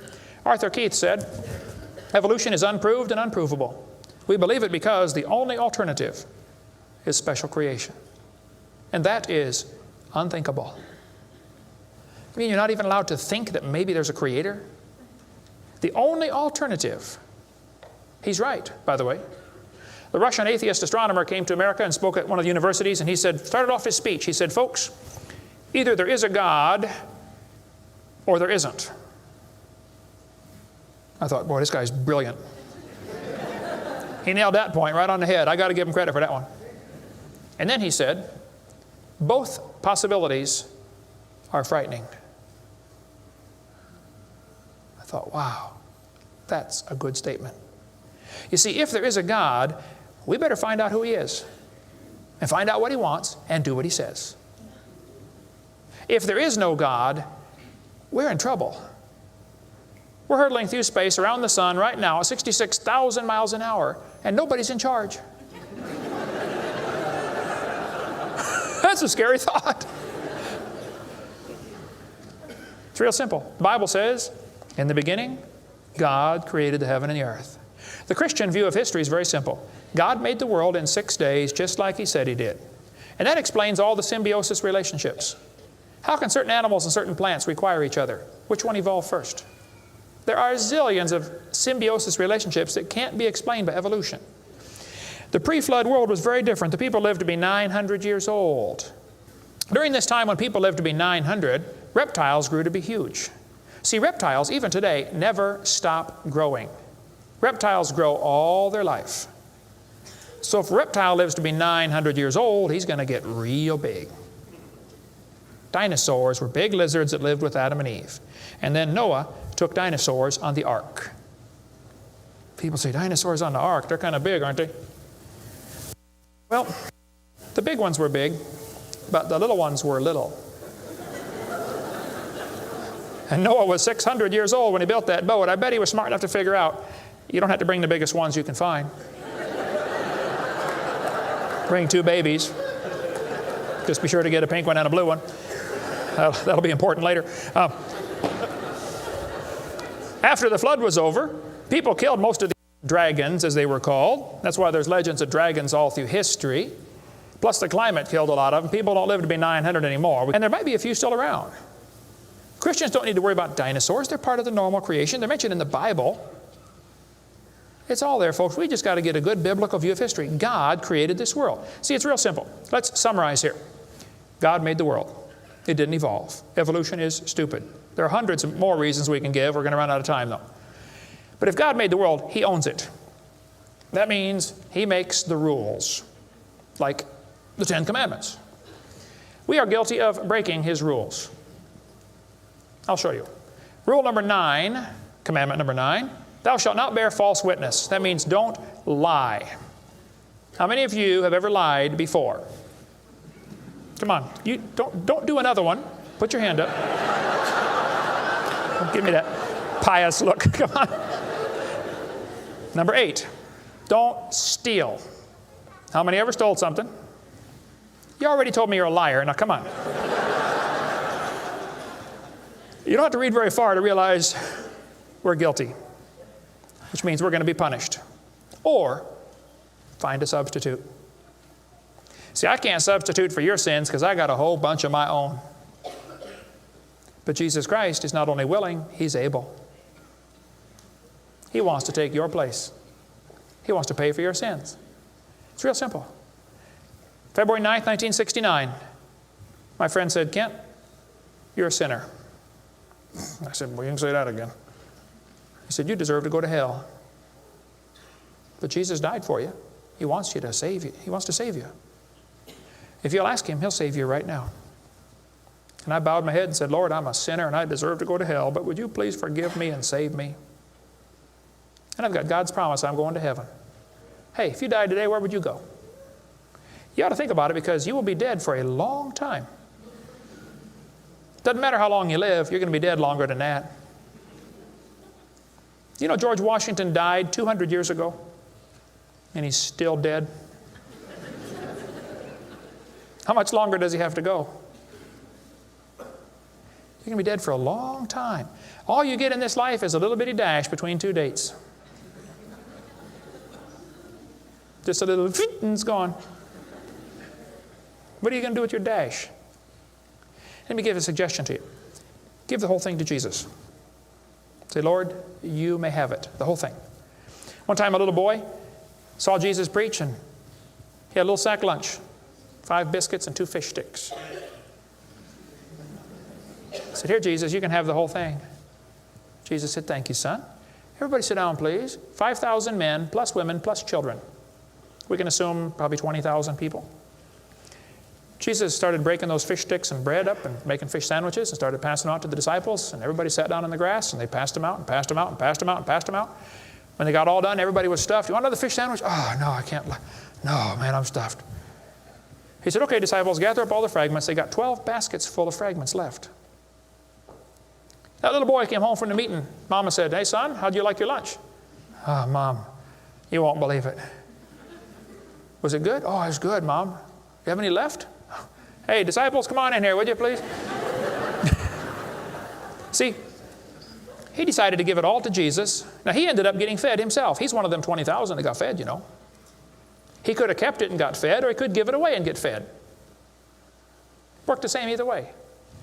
If you could learn to give your life away to Jesus, you will get a wonderful life. Plus, it'll bless lots of others. Some of you ought to quit worrying about knocking that dumb ball into the hole in the dirt and start worrying about who's going to heaven or hell. And you ought to quit worrying about getting a fancier car and a fancier house and start worrying about who's going to heaven or hell.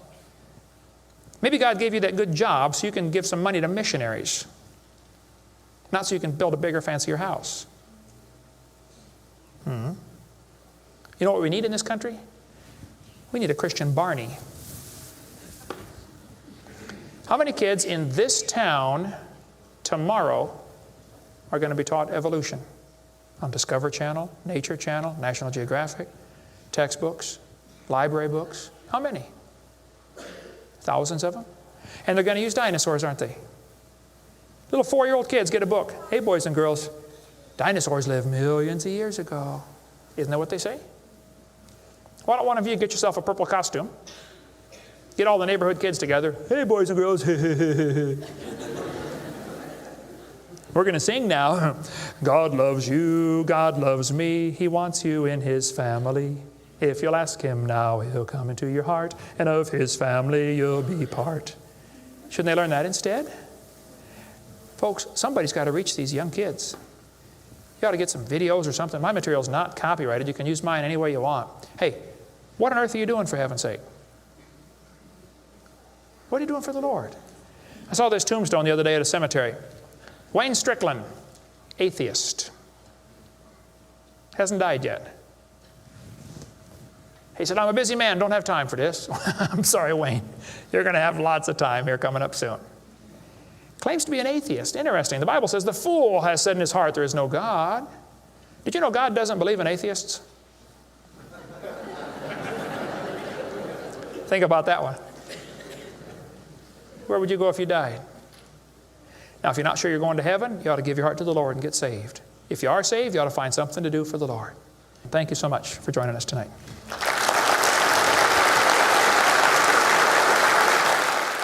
If you'd like information about purchasing this presentation on audio tape, or for a tape catalog of all of the Compass audio or videotapes, call Compass at 1-800-977-2177. Find us on the web at www.compass.org.